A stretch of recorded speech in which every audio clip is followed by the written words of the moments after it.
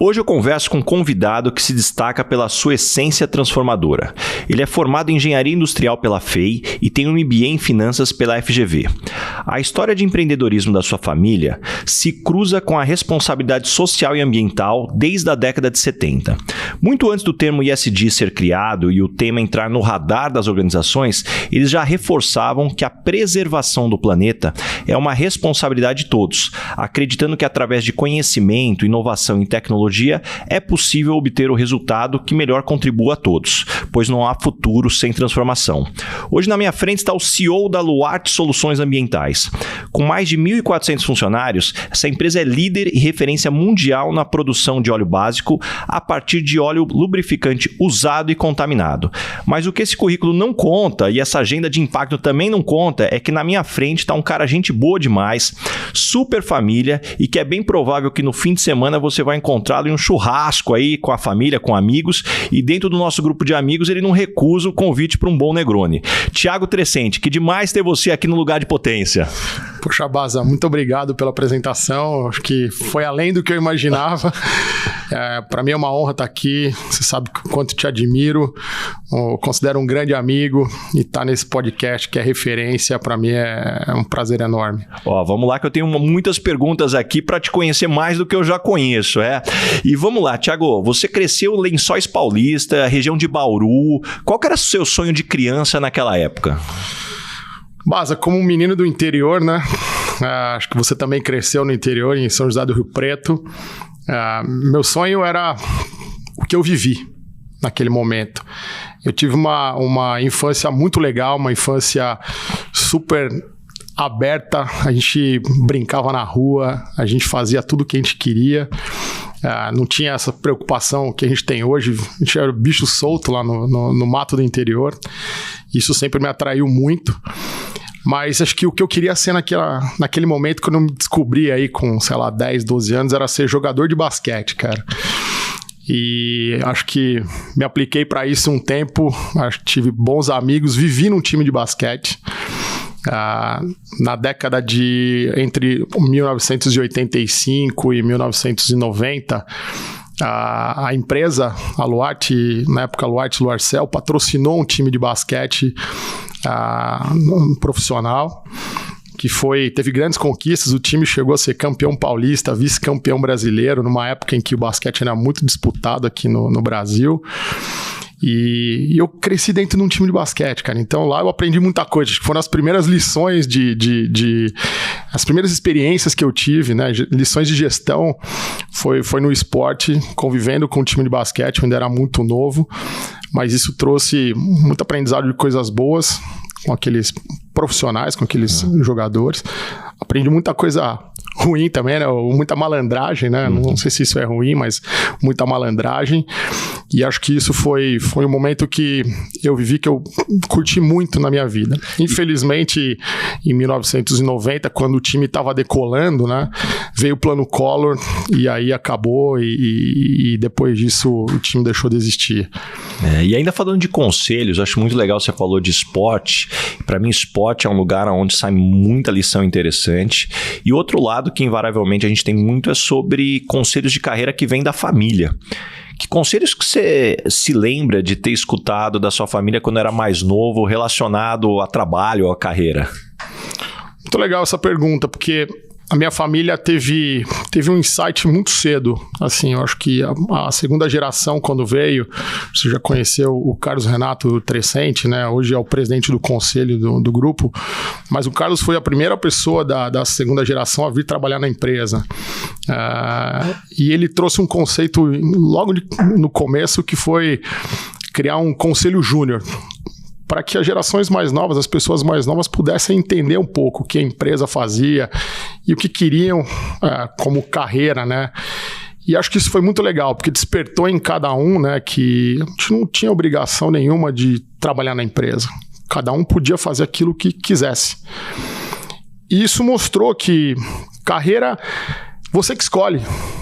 Não adianta você achar, poxa, eu sou herdeiro de uma empresa familiar e por isso eu tenho que fazer engenharia ou eu tenho que fazer algum curso que esteja relacionado ao que a empresa faz para eu poder trabalhar na empresa. Acho que ele começou a mostrar ali que a felicidade, ela está em você fazer aquilo que você quer. Por isso que é importante essa primeira pergunta que você fez antes, né? Qual era seu sonho, né? Naquele momento, meu sonho era ser jogador de basquete. E ninguém me falou que eu não poderia ser um jogador de basquete. Talvez minhas habilidades me mostraram depois que não seria um bom caminho ser um jogador de basquete, porque eu talvez não teria sucesso nesse caminho. E rapidamente eu entendi que, poxa, eu posso fazer o que eu quiser. E engraçado, porque eu fui a única pessoa da família, da minha faixa etária, que quando alguém perguntava se um dia gostaria de trabalhar na empresa, eu levantava a mão. Eu era o único que levantava a mão. E não sei se isso já era um aviso do destino, que um dia eu poderia vir trabalhar na empresa, mas eu fui o único que levantou a mão nesse momento. Então ali começou, talvez, quando eu comecei a participar dessas conversas, né, com os outros primos e a formação desse conselho júnior, talvez ali começou a me despertar realmente o interesse de ter uma carreira profissional dentro da empresa. Eu acho muito legal, assim, você trazendo essa história, porque a minha experiência entrevistando muita gente, eu vejo que uma das grandes fontes de frustração de pessoas que infelizmente não são felizes na carreira são pessoas que tiveram uma influência forte demais da família, do pai ou da mãe. E eu acho natural que muitas vezes, na melhor das intenções, exista essa influência, né? Poxa, uma família empreendedora, puxa, o que eu vou fazer com a empresa, né? Ou mesmo um profissional liberal, puxa, eu sou um médico, eu gostaria que meu filho fosse um médico, ele também vai herdar um consultório, pacientes, uma reputação, mesmo com advogado, com clientes. Mas as melhores histórias que eu conheço de sucessão, de filhos que continuaram na profissão ou na empresa dos pais, tem a ver muito mais com a liberdade que se dá, mas despertando a curiosidade para ter o interesse e não aquela pressão, não, você vai fazer essa faculdade, você vai ter essa responsabilidade. Então eu achei muito legal. E esse talvez é um ponto também até para te perguntar, que idade você tinha quando você foi entender efetivamente o que a empresa fazia? Não, acho que devia ter entre 14 e 15 anos. E talvez foi um momento importante, né, dessa descoberta, porque é aí que você começa a pensar, poxa, e aí, né? Que legal que a empresa faz. Eu acho que naquele momento a empresa, o grupo tinha crescido.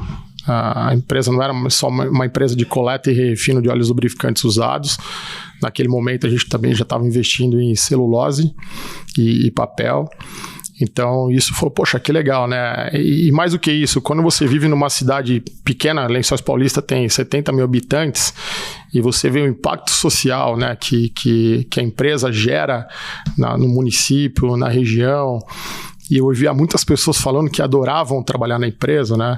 Acho que isso despertou a importância, né, da contribuição que a empresa familiar, né, a empresa da minha família tinha naquele local. E acho que isso sempre me deixou muito orgulhoso e me deixou curioso para querer entender mais o que a empresa fazia. E como é que foi sua entrada na empresa? Já tinha uma posição de CEO te esperando lá?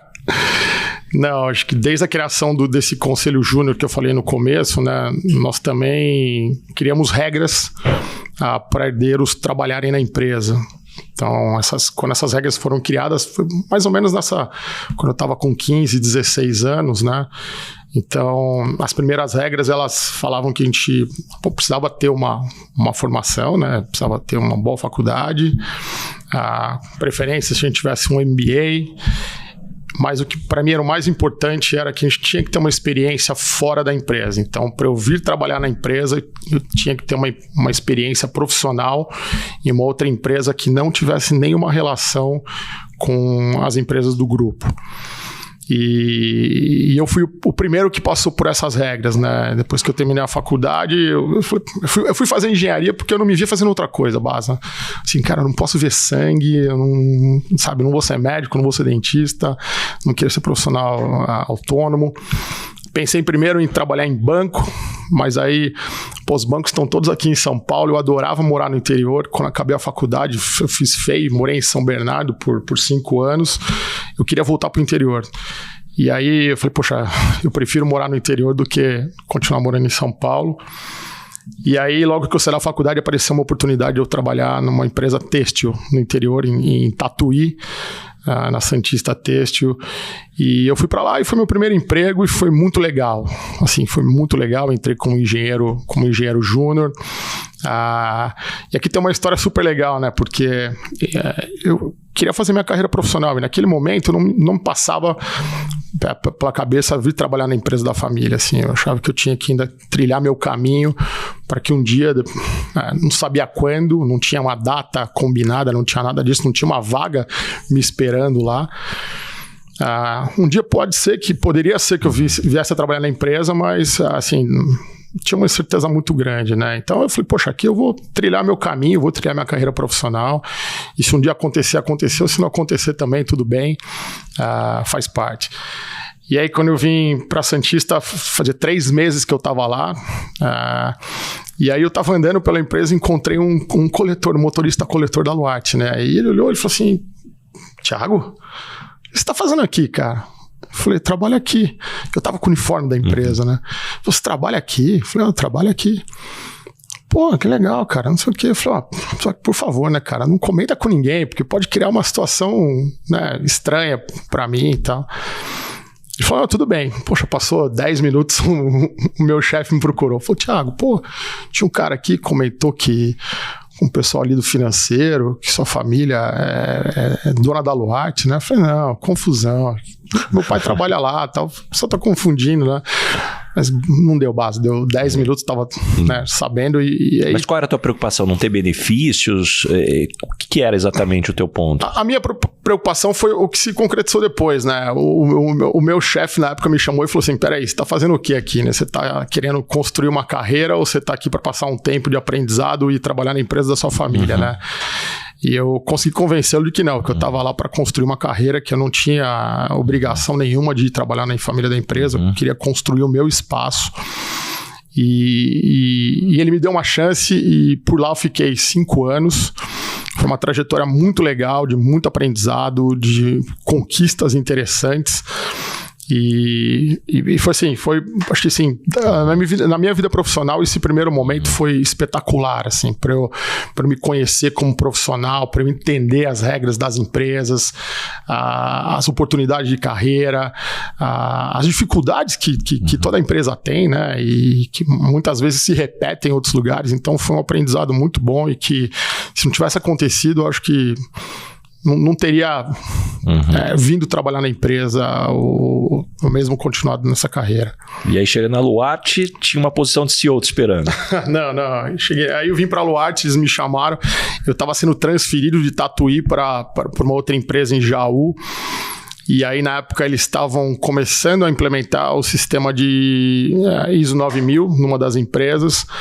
Como eu tinha trabalhado com isso nesses 5 anos na Santista, eles me chamaram e falaram, legal, já que você está vindo para morar perto, quer vir trabalhar na empresa, eu vim para uma posição de engenheiro, eu era engenheiro pleno na época, quando eu entrei na Aluarte, e aí ajudei nos primeiros 2 anos, eu ajudei a implementar a ISO 9000 na Aluarte Química, na época, que era uma empresa que a gente tinha que fazia produtos para impermeabilização. Tinha um chefe, que na época era o gerente de planejamento e sistemas de gestão, e por lá eu fiquei 2 anos nessa área, até quando a família me chamou, na época o Carlos me chamou e falou, Thiago, a gente está gostando do seu desempenho aqui na empresa, mas entendemos que por um crescimento maior você precisava ter uma experiência internacional. E aí foi uma nova etapa na minha vida, eu fui para o Canadá, trabalhar numa empresa de celulose, onde eu fiquei mais ou menos 1 ano lá no Canadá. E aí todo mundo fala, Canadá, né? Tá onde? Tá em Toronto, em Vancouver, né? Não, eu tava morando numa cidadezinha de 8.000 habitantes, no norte do Canadá, na divisa com Alasca. Mesma temperatura de Bauru. 42 graus negativos, 6 meses de inverno, assim, uma coisa muito maluca. Mas aí, Baza, foi um período da minha vida muito legal, porque foi uma evolução profissional, conhecer uma nova cultura de negócios, né, num país diferente, apesar de serem ramos muito parecidos, né, a gente está trabalhando com celulose também, na época a gente já tinha celulose, mas uma outra cultura, uma outra visão de negócio, uma outra dinâmica, né. E também teve o lado pessoal, porque eu me casei 20 dias antes de embarcar para o Canadá. Eu já namorava a Milena há quase 9 anos, mas a gente estava terminado um tempo. A gente acabou voltando, casamos em 20 dias e aí fomos embora os dois. Pô, foi um teste de fogo pro casamento, né? Porque inverno de 40 graus é ficar dentro de casa, tem que se dar bem. A gente aprendeu a se dar bem ali. Ali a gente aprendeu que não tinha para onde correr, né? Tinha que resolver as diferenças entre os dois, os problemas tinham que ser resolvidos entre nós dois, porque não tinha para onde correr, não tinha para quem chorar. Na época, os meios de comunicação ainda não eram tão fáceis como hoje, né? De FaceTime, etc. Então, acho que a gente cresceu. Eu falo que eu vivi 10 anos em um ali, foi muito legal. E aí esse crescimento, Thiago, na empresa até chegar à posição de CEO hoje, né, do grupo lá das soluções ambientais, a hora que você olha para trás fazendo um balanço, qual que é o lado positivo de trabalhar numa empresa familiar da sua família e qual que é o lado desafiador? Tá. Só antes de te responder isso, eu vou voltar um pouco e falar... Quando eu voltei do Canadá, né? Quando eu voltei, naquele momento a família tinha contratado uma consultoria para governança familiar. E logo que eu cheguei, eles estavam fazendo um mapeamento para potenciais sucessores na empresa. E eu fui mapeado para ser o sucessor, na época, para a Luarte Soluções Ambientais, que na época ainda era Luarte Lubrificantes, para ser o sucessor do meu pai. E, eu falei, poxa, é um desafio grande, né? E no primeiro momento eu falei, poxa, será que isso é para mim, né? Porque eu não achava que... Tinha uma experiência legal, mas ainda não tinha tido uma experiência de gestão completa, né? E aí, não, o processo vai ser tranquilo, você vai assumir primeiro uma gerência industrial aqui, e aí nos próximos 4 anos a gente vai fazendo um processo de preparação, e daqui 4 anos você assume a diretoria da empresa, e aí você vai estar mais preparado. E falei, pô, ok. E aceitei o desafio, isso 1 ano e pouco depois que eu tinha voltado do Canadá. Só que as coisas não funcionam tão exatamente como planejado, né? E 1 ano depois, meu pai, por motivos pessoais, decidiu deixar a empresa e o plano de sucessão que ia ser em 4 anos acabou sendo em 1 e com 32 anos eu estava assumindo essa posição na diretoria da Luarte. Claro que tinha um apoio muito grande da família, do Carlos, das pessoas que estavam envolvidas. E foi a primeira sucessão que a gente fez ainda com os fundadores vivos, com as pessoas concordando de que era o momento de passar o bastão. E isso foi super especial, tá? E aí agora sobre o teu balanço, né? Acho que é legal até a forma como você trouxe, porque o que era 4 anos foi 1, então vai com medo mesmo. Qual que é o balanço aí de um ponto positivo que você olha de ter uma carreira como a que você teve? Quais foram os desafios? Cara, desafio teve um monte, né? Assim, acho que o balanço foi o aprendizado aconteceu muito na prática, né? Assim, cara, foi meio forjado a marretada, né? Mas eu acho que, assim, os primeiros desafios que eu encontrei quando eu fui para a empresa, eu tinha uma equipe que respondia pro meu pai há 35 anos. Tinha começado o negócio junto, né? E aí, poxa, como é que é, né? Chegar lá, um menino novo e falando, pô, tenho vontade de mudar um monte de coisa. As pessoas estavam meio cansadas, né, nesse período e falam, pô, para que mudança? O negócio funciona tão bem e tal. Então já ter o desafio de fazer a evolução dessa equipe, né, e querer aquela ansiedade da juventude de fazer as coisas diferentes. Rapidamente eu vi que a gente precisa investir numa tecnologia diferente, trazer um produto diferente, fazer coisas novas, né? E via naquela equipe um cansaço, e natural isso, não era nada que não tinham competência para isso, fizeram um papel muito bem feito, levaram a empresa onde levaram, mas naquele momento precisava aí de uma mudança para dar uma oxigenada na estrutura. E aí foi quando a gente decidiu investir numa fábrica nova, que trouxe uma tecnologia nova, que trouxe um produto novo. Mas essas pessoas não tinham, naquele momento, competência para essa nova tecnologia, conhecimento para isso. Talvez essa seja uma das principais dores que eu enxergo, né? Muitas vezes as pessoas que te fizeram chegar até aqui não serão as mesmas que vão te levar para o próximo patamar. E não tem a ver com competência, com capacidade, tem a ver com ciclos de carreira que cada profissional tem e que hora quer participar ou está disposto ou realmente está encaixado ou não na posição. Mas eu acho que a gente já falou bastante da empresa. Aqui, Thiago, eu queria trazer talvez um contexto do setor, porque vocês atuam num setor de gestão de resíduos, não sei nem se é dessa forma que se fala sobre o setor, que se transformou muito da década de 80 até os dias de hoje. Quais foram as principais transformações assim, do que era o mundo na década de 80 e como é o mundo hoje, talvez mais consciente, até as empresas atuando de uma forma diferente?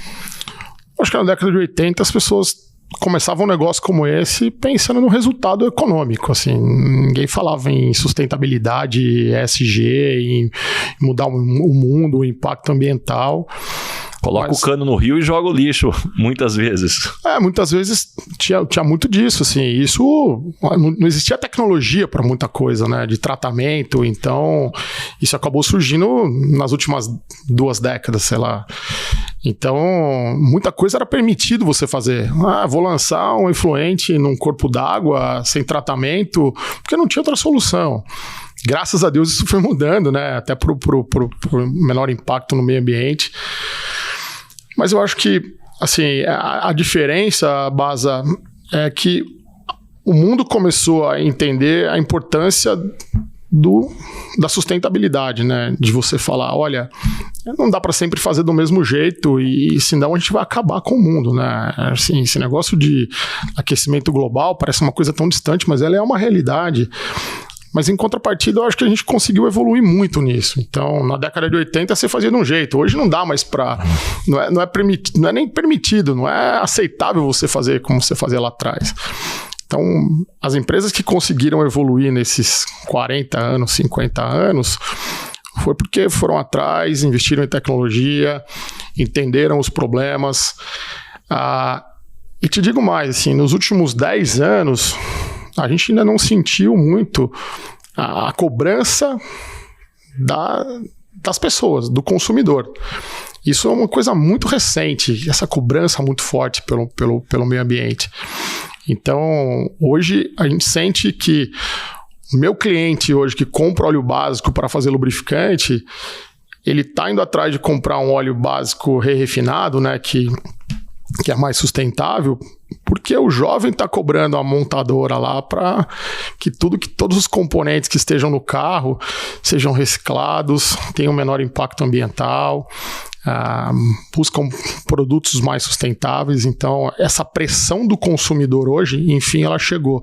Isso é uma coisa que a gente sonha há mais de 20 anos. E hoje ela está mais forte e está crescendo a cada dia. E isso é o que vai fazer a diferença, né?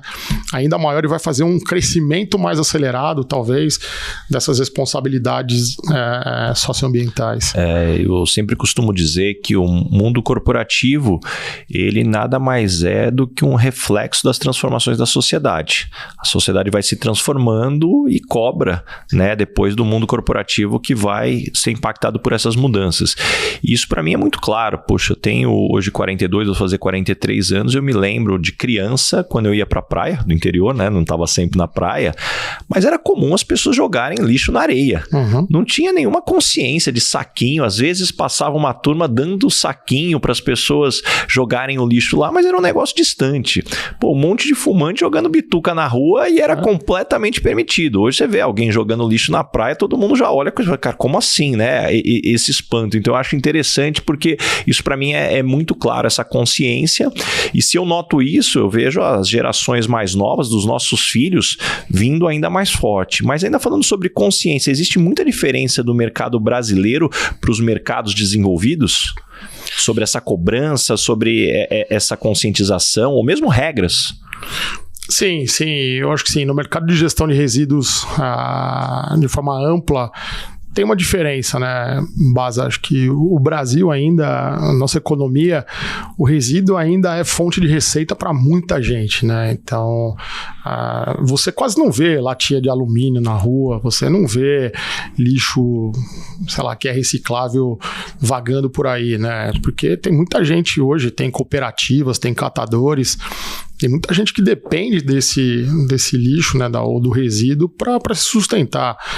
Então, diferente, por exemplo, em outros países que você vê, o cara tá fazendo uma ação na casa dele, fez uma mudança, ele coloca lá na porta da casa dele, independente se é um sofá, uma geladeira, um computador, e aquilo tem uma coleta específica passando, porque talvez tem empresas mais estruturadas para isso. Aqui a gente ainda tem uma grande... Uma massa que tem uma parte da economia que gira toda essa coleta. Exato. Claro que isso muito mais para resíduos reciclados, né? Quando a gente olha para resíduos perigosos, como óleo usado, aí sim você tem uma legislação muito forte. A legislação é muito favorável à coleta, né? Então, no Brasil hoje, todo óleo lubrificante usado, ele deve ser destinado para o re-refino. Ele não pode ir para queima, por exemplo. Por quê? Porque entende-se que o re-refino é uma tecnologia mais avançada, que você consegue recuperar as frações, né, minerais do produto e reinserir ele na economia circular. Então, você consegue fazer o mesmo lubrificante hoje com um produto reciclado do que você faz com um produto de primeiro refino. Então, isso é lindo, cara. Isso é 100% economia circular. Então, se a gente conseguir fazer isso com mais resíduos, né? A economia agradece, porque hoje o Brasil é um importador de óleo básico. O Brasil não é autossustentável na produção de óleo básico, então você tem uma economia de divisas para o país, você reduz o impacto ambiental, é um processo que gera menos emissões até do que o processo de produção de lubrificante com óleo de primeiro refino.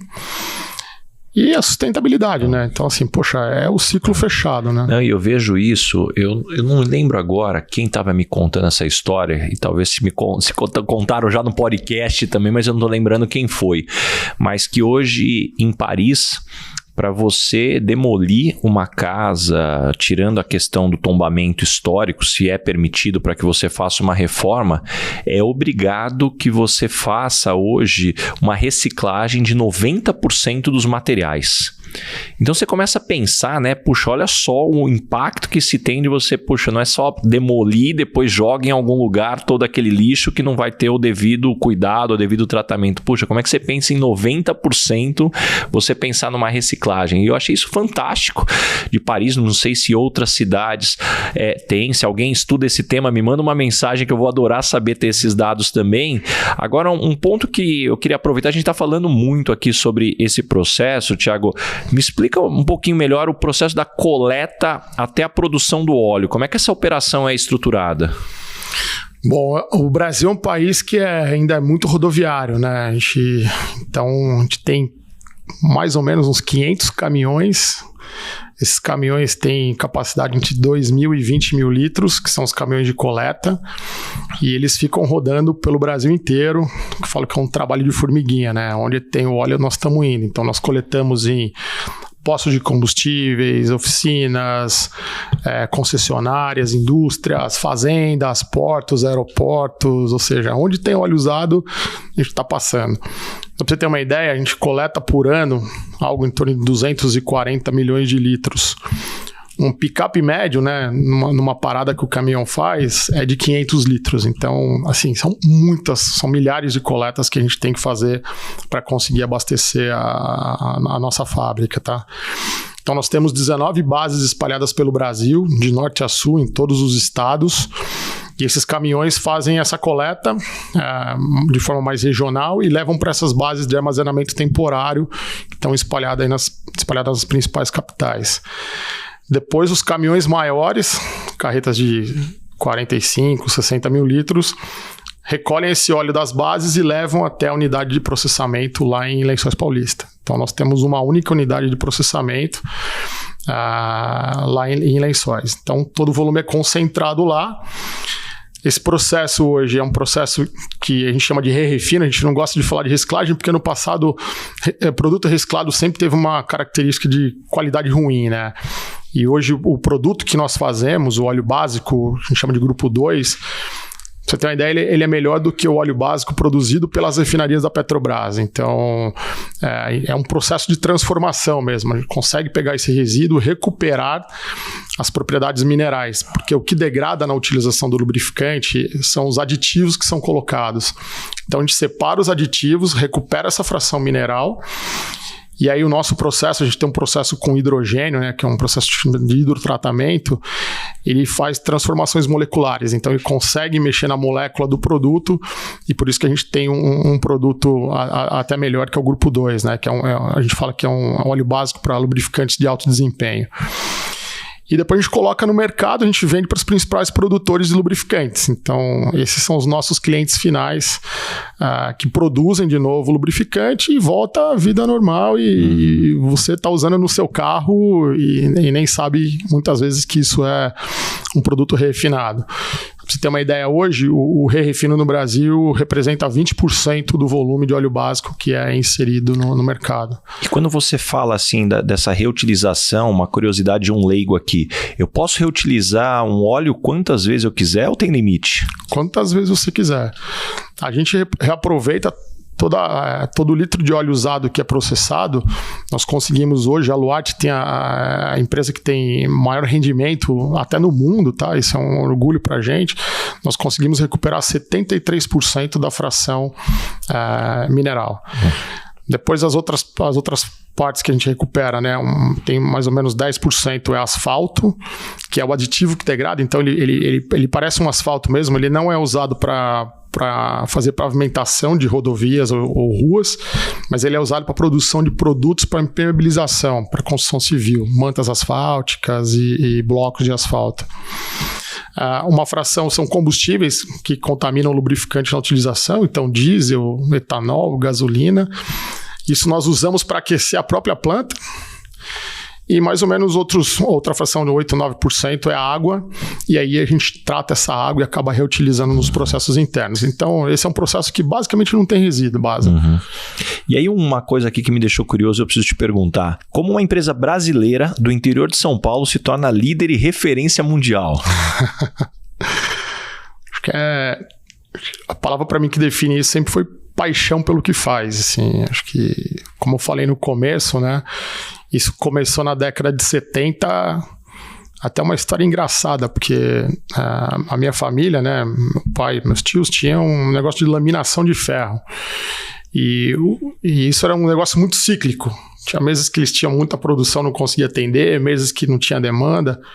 E eles sempre tiveram o sonho de ter uma indústria de processo contínuo. Falavam que viam uma chaminé, queriam sempre ter isso. E aí um dos tios estava numa viagem para vender ferro e encontrou num almoço um cara coletando óleo e falou: o que você faz? Ele falou: coleto óleo usado. Mas você faz o que com isso? Ele falou: leva para uma fabriquinha aqui perto e tal. E falou: pô, você não me leva lá para conhecer? Foi um negócio assim, um insight maluco, né? E ele foi lá e conheceu e falou: poxa, a gente consegue, nós temos experiência. Eles faziam tanque para usinas de etanol, etc. Falou: a gente tem condição de fazer. E voltou e falou para os irmãos: achei um negócio que pode ser muito interessante para a gente. E ali começou. E acho que o que eles deixaram de legado, né, Baza, é que eles sempre quiseram melhorar. Então, foram vender o primeiro produto, estava muito ruim, eles não conheciam, foram atrás, estudaram, foram buscar referências em outros países. Tiveram ajuda de muita gente boa aqui também, que ajudou eles a entender melhor o negócio, a entender melhor a qualidade do produto. Foram crescendo e sempre reinvestindo. E acho que passaram isso para as próximas gerações. Nós também depois quisemos fazer uma mudança por uma nova tecnologia, por um novo produto. Então, acho que essa curiosidade e essa paixão pelo que faz, né, sempre nos colocou aí como uma referência mundial. Hoje, a Luart deve ser a quarta maior empresa do mundo em coleta e refino. E com certeza a planta hoje é a unidade que mais eficiente que a gente tem notícias aí.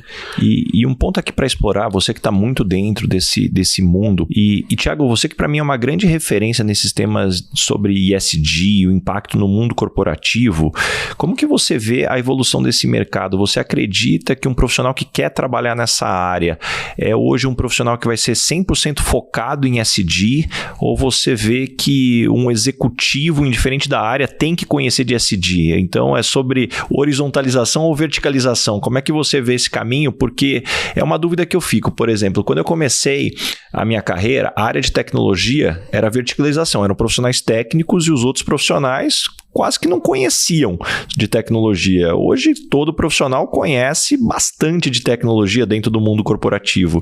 E ESG, eu posso fazer essa mesma referência? Como é que você enxerga? Bom, acho que tem que ter o conhecimento, tem que saber, tem que entender. Assim, não adianta achar que vai ter um conhecimento específico. Acho que vão ter pessoas que vão se destacar por isso. Vai ser necessário as empresas terem um profissional mais específico, entendendo mais profundamente de ESG. Mas qualquer líder tem que estar com isso na pauta, base. Tem que conhecer o mínimo. E para mim tem que dar valor para as 3 letrinhas, né? Esse é um cuidado que eu tenho percebido muito, porque assim, eu já recebi ligação, falei, pô, vocês são ESG na veia. E cara, calma aí. Não é porque somos uma empresa de soluções ambientais que a gente é 100% ESG. E para mim o mais difícil é o S, é o social. Aqui é onde a gente tem muita coisa por fazer, é onde os desafios são maiores. Claro, estruturar a governança hoje, você consegue referências de boas práticas. Se for no IBGC hoje, é muito você querer, né? Tem as empresas, já estamos aqui falando de empresas de capital aberto que já tem uma governança muito bem estruturada, empresas pequenas têm boas governanças, mas tem empresas familiares. Mas o S é onde pega a base. Para mim, assim, a gente ainda tem muito o que fazer. Nós acabamos de fazer um diagnóstico, tinha certeza que aqui ia aparecer pontos a serem trabalhados e que não é só de curto prazo, não, é curto, médio e longo prazo. E acho que isso tem que estar muito claro para esses profissionais, né? Para quem quer ser um líder que seja uma referência em ESG, cara, tem que assumir esses desafios e não pode deixar trabalhar só uma perninha da casa, não, cara, senão a casa não para em pé. Como buscar esse conhecimento e até talvez separar o que é espuma no mercado, né? Que eu brinco, você lê jornal hoje, parece que todas as empresas estão cumprindo todas as cotas e a realidade não é bem essa. Como CEO de uma empresa de soluções ambientais, quais conselhos você poderia dar para um profissional que quer reforçar sua atuação no tema ESG?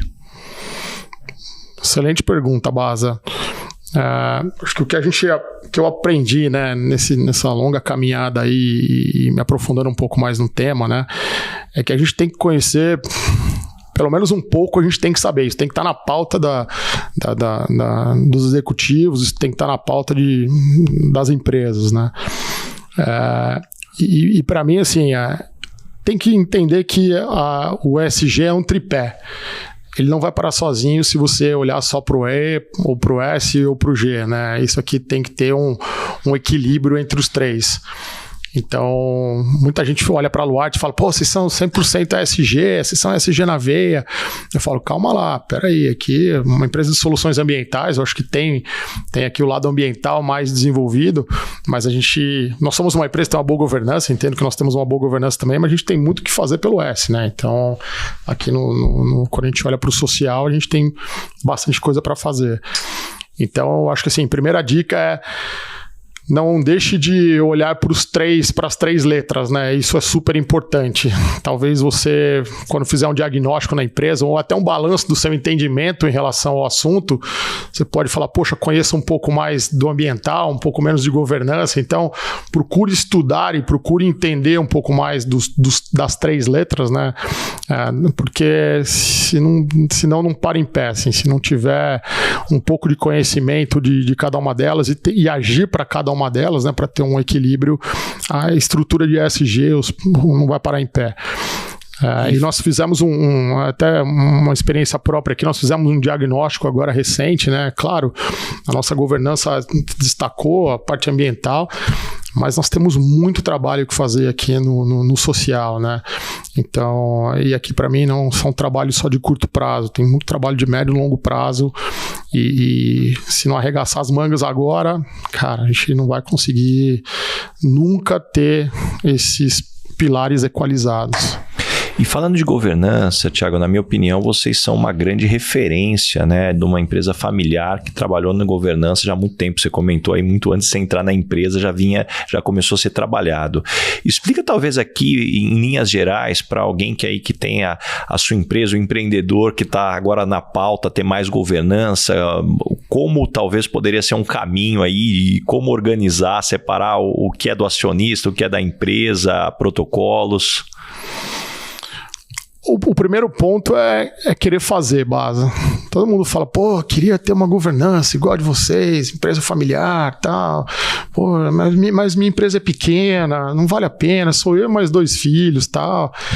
E eu sempre falo, cara, começa com, assim, conversando com seus filhos, entendendo, colocando algumas regrinhas de governança, porque senão lá na frente vão ser seus filhos, seus netos, aí vai crescendo a família e isso vai ficando mais difícil. Então, quando nós decidimos fazer, a gente começou a trabalhar com governança há, sei lá, mais de 25 anos. A ideia era que a gente tivesse os círculos, né, de propriedade, família e negócio, né? Então, deixar isso muito bem separado. E acho que isso trouxe muitos benefícios ao longo dos anos, assim, porque a gente conseguiu ter uma boa governança corporativa, uma boa governança familiar.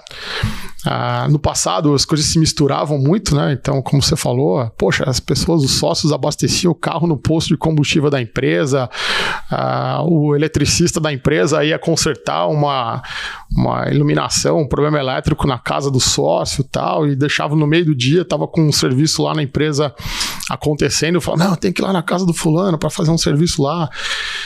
E uma hora a gente falou, cara, isso aí não pode existir. A família não pode impactar na empresa, no dia a dia da empresa.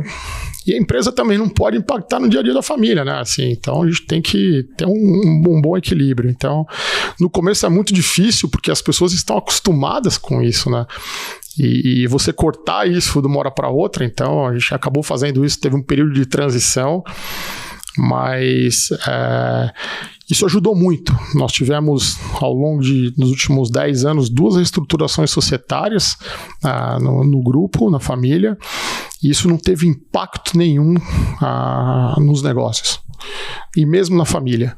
Não teve brigas, não teve discussões, foram processos mais maduros, porque quando as regras estão claras, isso facilita, né, essas mudanças, essas movimentações.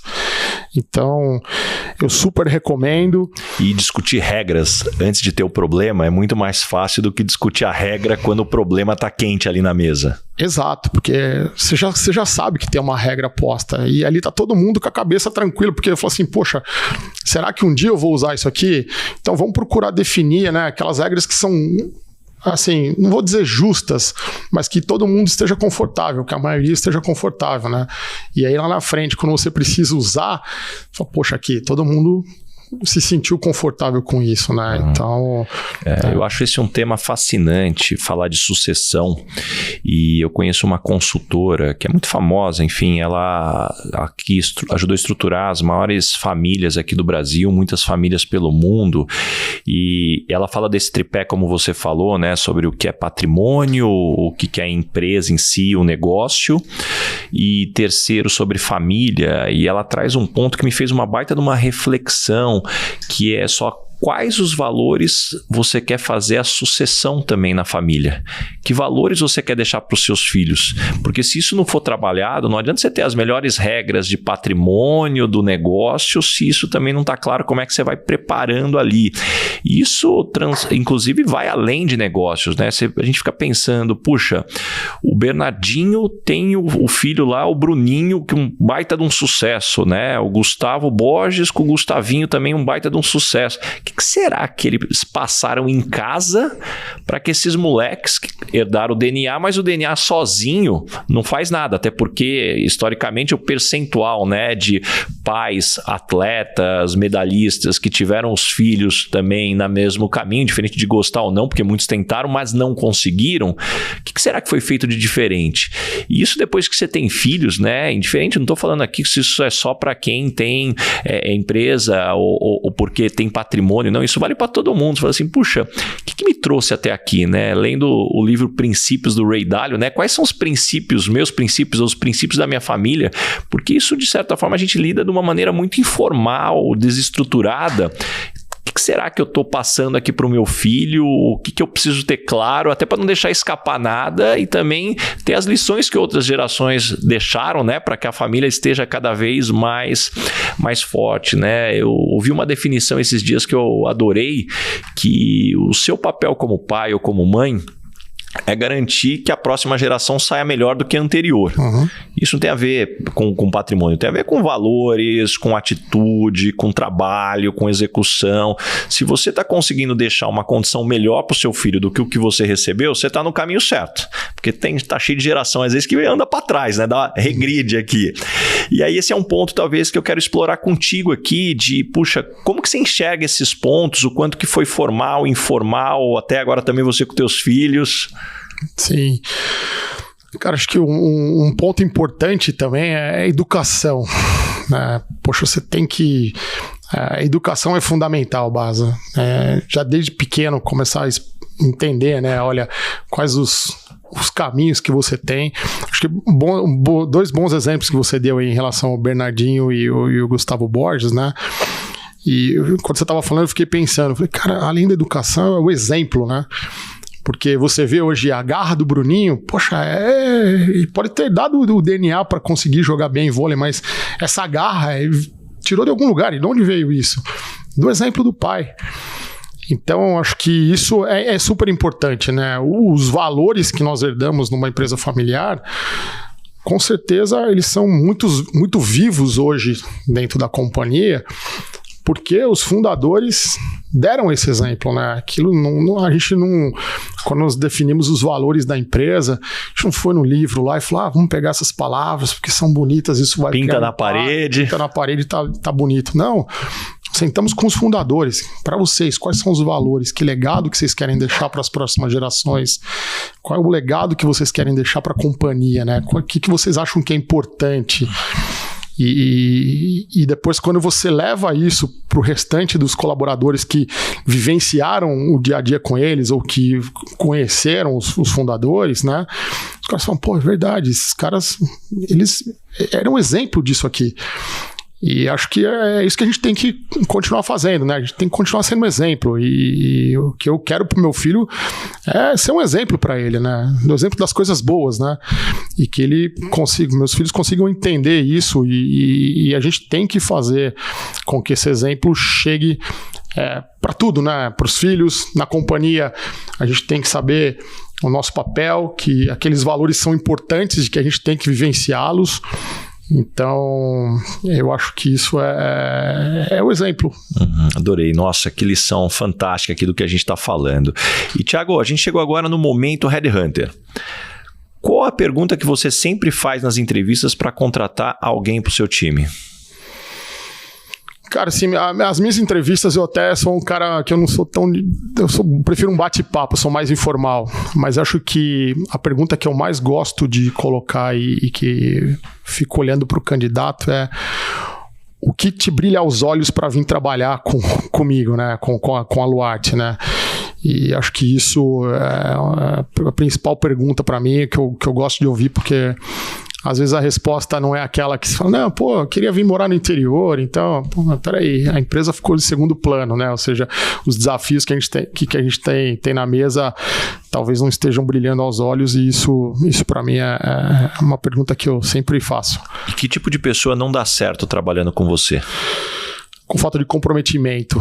Assim, eu sou muito direto ao ponto. Para mim, eu trabalho em linha reta. Assim, né? Eu quero ser o mais simples possível. Sair daqui e chegar lá. Pessoas que falam, pô, ficam dando volta. Você vê que não tem aquele comprometimento que você espera. Isso aí não funciona comigo. E quando as pessoas não gostam de você, normalmente qual é o motivo? Acho que pode ter alguns.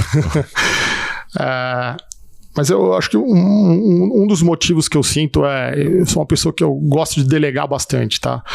E preciso me controlar às vezes porque eu passo do ponto, né? E às vezes eu sinto as pessoas me procurando e falam, pô, Thiago, faz um tempo que a gente não tá sentando, não tá olhando essas pendências, tal, aquilo que tá lá.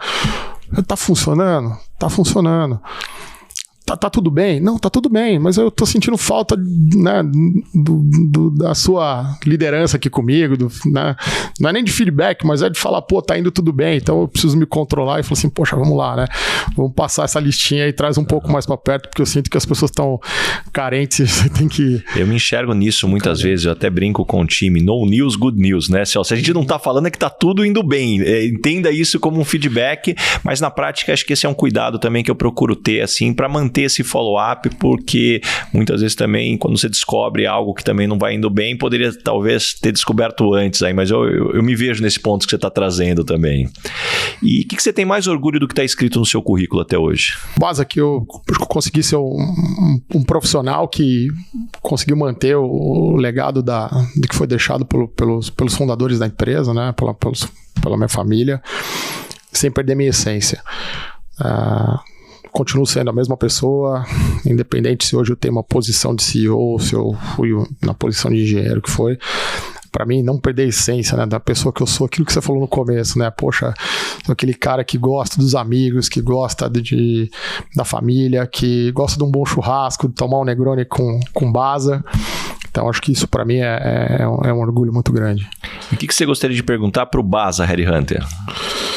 Cara, queria saber como é que você, né, com toda essa rede de relacionamento e com todo esse monte de coisas que você tem, consegue rodar esses pratos todos ao mesmo tempo, né, sem perder essas características de resiliência e competência e sempre dando conta de tudo, né? Como é que o Baza consegue rodar tantos pratos ao mesmo tempo e fazer isso tudo muito bem feito? Puxa, acho que uma parte importante da resposta na tua pergunta, que é tá bem. Eu acho que muitas vezes a gente não percebe o quanto a gente acaba entrando numa rotina que vai deixando a gente no limite. Então, puxa, a hora se você está numa rotina que você está dormindo pouco, ou você, puxa, está exagerando nos compromissos noturnos, ou muitas vezes não está no exercício. E essa é uma reflexão que eu procuro fazer recentemente, que eu procuro fazer já há muito tempo, mas recentemente eu coloquei mais energia de falar assim, se eu não estiver bem, vai ser impossível eu conseguir ter a maior eficiência e a produtividade. Acho que isso é o primeiro ponto. O segundo, eu tenho uma essência, eu não sei se eu nasci com isso, se foi parte de criação ou de alguma forma é um pouco também das minhas crenças, mas eu não sou uma pessoa de reclamar. Acho que minha mulher está comigo há 22, vai completar 23 anos, acho que ela nunca me viu reclamando, não existe reclamação. E por outro lado isso traz um peso, porque se você não reclama quer dizer que você assume a responsabilidade e fala, tá comigo, mas acho que isso para mim é importante. E o outro ponto também eu penso, puxa, já tem tanto desafio na vida, vamos ser leve, vamos curtir a vida, vamos fazer valer a pena, né? Eu cheguei à conclusão com 43 anos de idade, o que me causou uma grande frustração, que eu não vou conseguir fazer tudo que eu gostaria nessa vida, que a lista é gigante. Então, pô, vamos aproveitar da melhor forma o que tem pela frente. Então, isso é um pouco do que eu procuro viver. Uma das coisas que eu mais pego no pé do meu filho, e é engraçado que minha esposa sempre fala, pô, isso é quase que neurótico com isso. Meu filho tem 4 anos de idade. Quer me ver bravo com ele é quando ele reclama de alguma coisa. Eu já falo, para de reclamar, não pode reclamar, olha esse lado positivo, olha isso. Ele, não, papai, não vamos reclamar. Aí toda hora eu pergunto pra ele, aonde que tá a verdadeira força? Ele, a verdadeira força tá na cabeça. É isso, filho, a verdadeira força tá na cabeça. Então é um pouco do que eu tento passar também pra ele. Muito legal, Baza, porque eu também sou uma pessoa muito positiva, assim, eu acredito muito na positividade. Eu acho que se a gente não tem positividade, a gente acaba atraindo coisas ruins, né? E eu admiro muito isso em você, assim, tudo que você falou agora, pelo que eu te conheço, pela convivência que a gente tem. Você sempre foi uma pessoa muito leve mesmo, uma pessoa super engraçada. E, poxa, admiração muito grande, cara.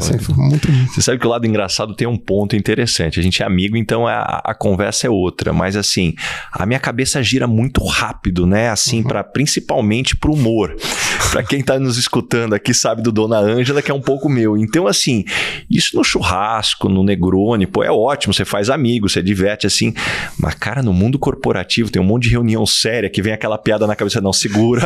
Agora não é a hora que você vai atrapalhar o ambiente. E falando nisso, Thiago, chegamos agora no momento, Dona Ângela. Complete a frase. Eu sou esquisito por quê? Eu sou esquisito porque eu sou normal. Eu acho que todo mundo tem um pouco de esquisitice, né? Todo mundo tem as suas esquisitices. E acho que isso também é um pouco do julgamento das pessoas, né? Porque quando você tem algumas características, né? Que a gente falou aqui, poxa, sou um cara que eu falo bastante até. E às vezes quando eu fico um pouco sem falar, o pessoal olha e fala, poxa, tá esquisito hoje, por que ele tá quieto, né? O que tá acontecendo, né?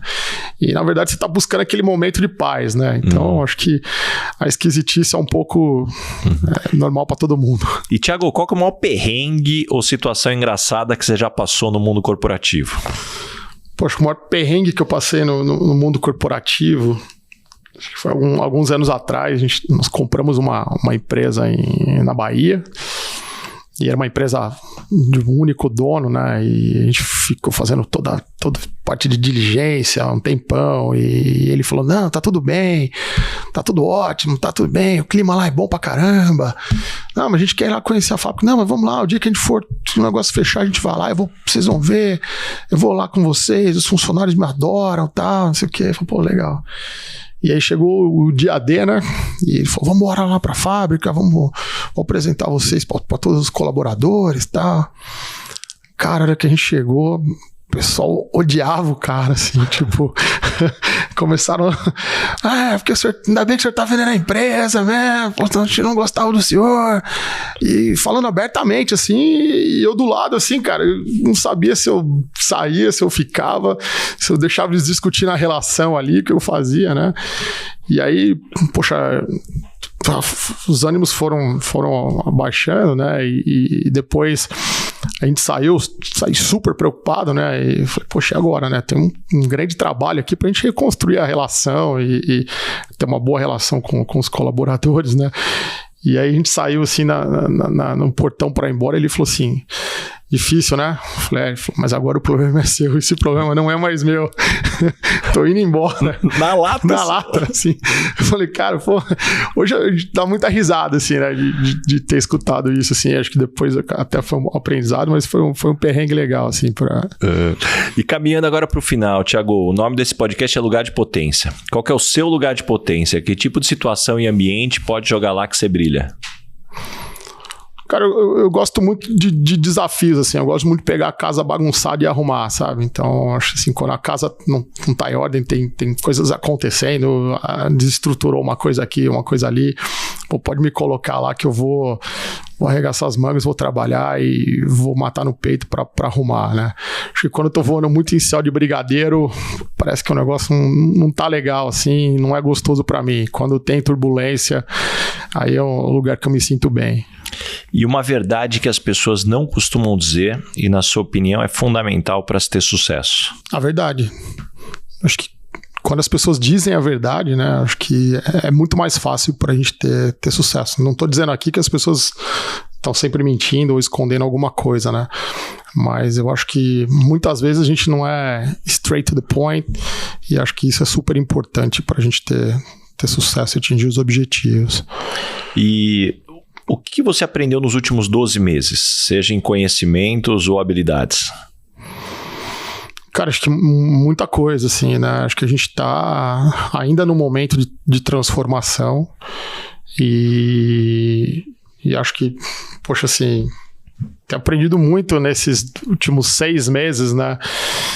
Em relação a conhecer as pessoas, a conhecer mais meu time. Eu tô com um time muito novo agora, que eu tive que... algumas pessoas saíram da empresa, a gente teve que substituir.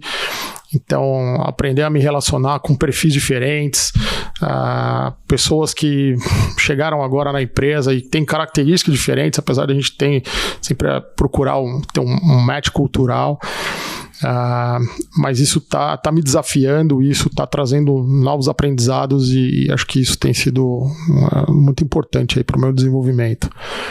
E me indica 3 pessoas bacanas para eu convidar para esse podcast e ter uma conversa como essa.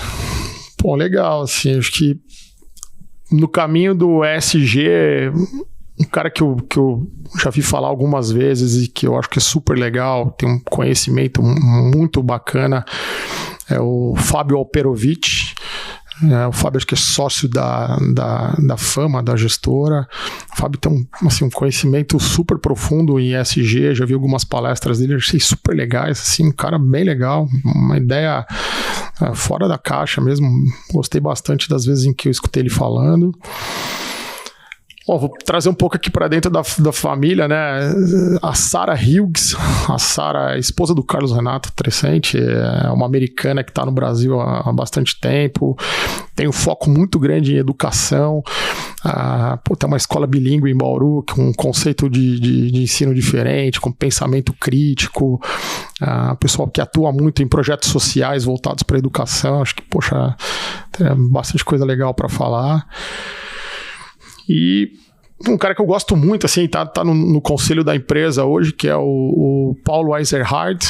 O Paulo tem uma história muito legal, assim, acho que um conhecimento muito grande em governança, foi CEO de várias empresas, tem histórias pessoais aí, um corredor de maratonas, né? Então, acho, são 3 pessoas que eu indicaria para vir aqui. Pô, que legal, hein? Pô, que baita lista. E caminhando aqui para o final, tem a pergunta que eu faço para todo mundo que passa por aqui, Thiago. O que é felicidade para você? Cara, felicidade é estar vivo, é poder viver, fazer o que eu quero, quando eu quero, no momento que eu quero. Às vezes no momento não dá, mas, cara, para mim, viver o presente e poder fazer as coisas que eu gosto com meus amigos, com minha família, com os meus filhos, trabalhar. Acho que isso para mim é felicidade, assim, acho que ter saúde, poder viver bem, acho que isso é a paz é o espírito da felicidade para mim. Muito bom. E, Thiago, antes da gente fechar, tem um presente aqui pela sua participação, um óculos da Zeiss enviado pelo nosso parceiro da Marchon, né? O nosso amigo Marcelo Kitsuda, do IPO. Legal. Eles fabricam e distribuem os óculos da Zeiss aqui no Brasil. Eles estão conosco sempre presenteando os convidados, daquela stalkeada básica. Aí acho que eles acertaram aí no modelo para você. Muito bom. Obrigado, Marcelo. E para a gente fechar aqui, Thiago, como é que as pessoas te encontram? Que projetos que vem pela frente? Não sou uma pessoa de redes sociais, assim, então, se for me encontrar, é no LinkedIn, Thiago Trecenti. Não acesso com muita frequência, mas procuro responder. Pode ser que demore um pouco para responder, mas acabo respondendo depois. E o que vem pela frente, acho que tem muita coisa vindo pela frente, né, Baza? Nós estamos passando por uma transformação na empresa. Então, hoje a gente tem aí uma atuação maior em gestão de resíduos, né? Estamos com projetos novos aí de ampliação, de capacidade, de processamento, pensando aí, né, tudo no Brasil ainda, aqui no mercado brasileiro. E estamos buscando oportunidade de diversificação também dentro do grupo. Acho que no curto prazo a gente vai ter boas notícias aí também que vão agregar valor ao Grupo Luarte e à empresa da família. Muito legal. Thiago, muito obrigado mesmo por abrir tua agenda, cara. Foi demais. Tenho certeza que todo mundo que nos escutou até aqui saiu, cara, com páginas e páginas de anotações aí, de muito aprendizado. Muito obrigado mesmo. Eu que agradeço, Baza. Obrigado e sucesso com o podcast. Valeu!